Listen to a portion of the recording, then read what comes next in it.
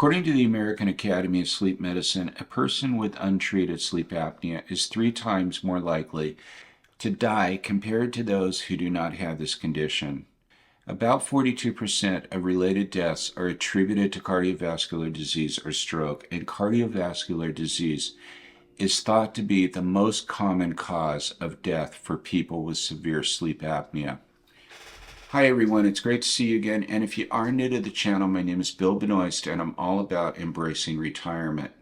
In today's video, it's going to be a little personal, but I want to share my story with you about how I was diagnosed with severe sleep apnea. So if you're unfamiliar with sleep apnea classifications, mild refers to between 5 and 15 incidents per hour. Moderate refers to 15 to 30 incidents per hour, and severe is anything over 30 incidents per hour. And an incident is when you stop breathing for 10 seconds or longer at one point. So can you imagine having an average of 30 incidents per hour during your sleep? Mine was at 33. Again, I wanted to share with you exactly how I discovered this, because it wasn't the typical symptoms that you would relate to. It wasn't snoring, it wasn't foggy head, it wasn't just having restless nights, but it was a little bit different. So I want to go back to 2019, and I promise this is not going to be a long video, but I just want to share a little bit of a backstory. So in 2019, this one morning I got up. It was November 2019. I remember this perfectly. I got up in the morning and it was getting ready to take a shower, and everything feels completely fine. But I happened to have an itch in my right eye. And I remember that as I was rubbing it, which, just automatically closed it, I couldn't see out of my left eye. It was the strangest thing. It was like I kept closing his eye and I can't see. And if you were a fly on the wall that morning, you would have saw me going like this in the mirror and like this and looking at the eye in the mirror, trying to figure out what was going on. I got to tell you, up until this point, and I'm ashamed to talk about this, up until this point in my life, I was not someone that would go to the doctor very often. I think I'd often joke the last time I saw a doctor was when I was born. Probably 30 years since I had any blood work done, definitely hadn't had any shots or anything. I just didn't go to the doctor. So my insurance is a healthcare center. It's a hospital. It's all in one, and I was able to make an appointment with an ophthalmologist there. And then I made an appointment with a primary care physician who I had selected based upon a picture many years ago that I had never even met.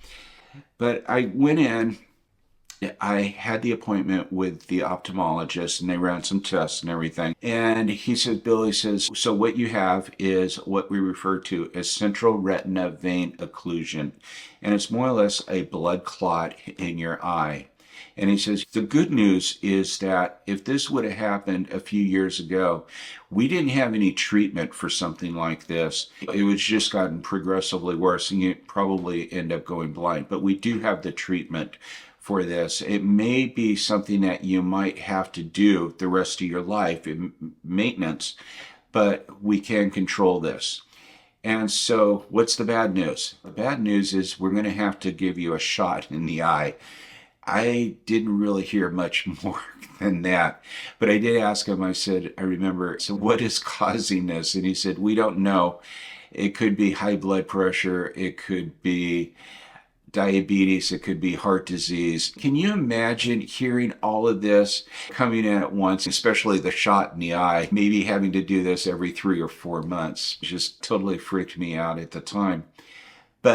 And I will say this, I mean, I did have the injection that day. The drops that they put in your eye, the bright lights looking, you don't even see the needle. And when the needle goes in, it just feels like an eye drop, when they were numbing it. It didn't bother me at all, except the thought. But 2 days later, I go in and I see my primary care physician, because remember, he says that, we don't know, it could be diabetes, it could be high blood pressure, it could be heart disease. So the first thing that they do is they take my blood pressure. It's a technician. I haven't even seen the doctor yet. They probably tried 15 to 20 times taking my blood pressure that day. It was so high that they couldn't believe it. So just give yourself a few minutes, breathe, take some deep breaths, whatever. And they would take it again and it would be higher. I think it was something like 212 over 140, 150, no, 150, 156. It was extremely high. It was critical. Anyway, they gave up and they brought me in to see the doctor. She checked me and she was concerned about the high blood pressure, and she immediately prescribed some medication for me, and she wanted me to go down, get an EKG down the hallway, and also get blood work. So I went and got the EKG, and I went downstairs, and it was like on the bottom floor, and got the blood work done. While I was still there, I was just getting ready to leave. My phone rings. I answer it, and it's the doctor who I had just seen. And she says, Bill, she says, I was talking to some of my colleagues about your situation, and we're very concerned. You're essentially a walking stroke with those high numbers, and we want you to go and admit yourself to the emergency. Let's go ahead and try and get that taken care of right away. I did that. Again, I'm like literally freaking out, if you can imagine this, because someone that doesn't go to the doctor at all, and I'm literally freaking. But I go in and they put me on an IV and they feed me some Ativan through that, and starts lowering it, and they release me maybe 4 or 5 hours later, and I'm able to go home. I get home, everything's going well, got the medication, and I'm doing it. And over the weeks, my blood pressure starts becoming normal. The one thing that I noticed was that I would take naps. I would wake up with blurry vision. It was just weird.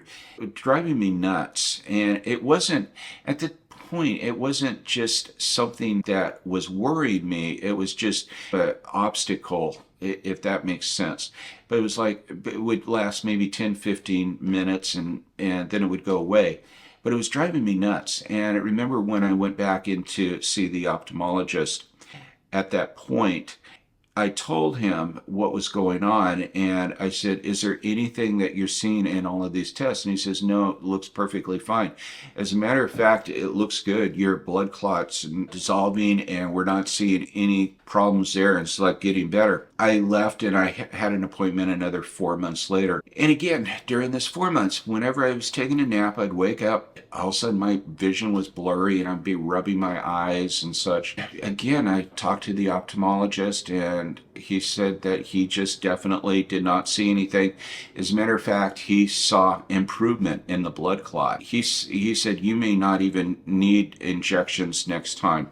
One of the things that was happening during this period was I was going to a meditation group on Sundays. Meditation has always been a non-negotiable for me. There were 12 or 15 regular members in this group, and one of the members was actually an ophthalmologist. And I had discussed my diagnosis with him, and we talked about the shots, and he says, oh yeah, he has to do that all the time with his patients. But I remember asking him this one Sunday morning before the meditation, I said, look, I have this problem, and I've talked to my doctor, and he says he doesn't see anything. Is there something that maybe could be wrong, but they're not seeing it? Is there some kind of other test? Right off the bat, he just says, Bill, have you ever been tested for sleep apnea? It sounds like you may have sleep apnea. And it was like this, he had heard this before, the blurry vision with the high blood pressure. And he says the high blood pressure could be causing the blurry vision during, the sleep time. And he says, why don't you contact your primary care physician?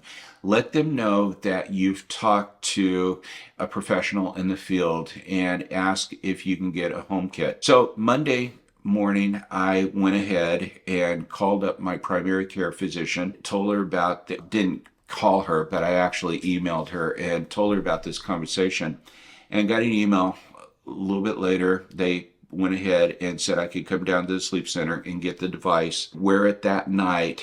And so I did. I got up the next morning and I went back. I dropped it off at 8 o'clock in the morning. By 12 noon, I had an email in my inbox that said essentially, congratulations, you have severe sleep apnea. It was the blurry vision that prompted me to go check to see sleep apnea, because I didn't have any of those other, at least I didn't know of any of the other symptoms that I had. I didn't hear myself snoring. No significant other was telling me I was snoring. I felt pretty good in the mornings, but I've always been somebody that likes naps. I didn't really put that together. Since then, I've done a lot of research on this. And by the way, I did have to get a CPAP machine. And I had a really good technician that worked with me, and he said, Bill, he says, it may take you a couple of weeks, it may take you a couple of months to get used to this machine, but stick with it. This guy was just, he was gold, because I got to tell you that here's something that disturbing that I found. It's estimated that between 1/3 and 1/2 of individuals that have been given a CPAP machine stop using it within the first year. And yet, studies have shown that the use of a CPAP machine reduces your risk of premature death by 61%. I'm always talking about working at staying fit, working at staying healthy. So I understand how difficult it can be to get accustomed to the CPAP machine. It took me probably 4 months, easily 4 months, before I really got used to it. I don't go a single night without using it. So if you're one of the individuals that been diagnosed with sleep apnea and you have a CPAP machine, use it. Stick with it. It may take you the 4 months like it did me, but it really does make a difference. And if you're someone that is concerned that you may have it, it's so easy to check it out. Just call your primary care physician, your doctor, get the device, you just bring it home. It's something that you go ahead, put on your wrist. It has a little attachment, goes to your finger. It's very easy to sleep with. It's not wearing a mask or anything. You get the results very quickly. Check it out. It's one of the best things that I've done for my health. And by the way, I do now stay on top of my health. So I hope you found this video informative and useful. And if you haven't done so already, make sure that you subscribe to this channel. Hit that bell notification, as I do upload new videos every Tuesday, and I'd hate for you to miss one. Thanks again for stopping by, and I look forward to seeing you next week. Take care.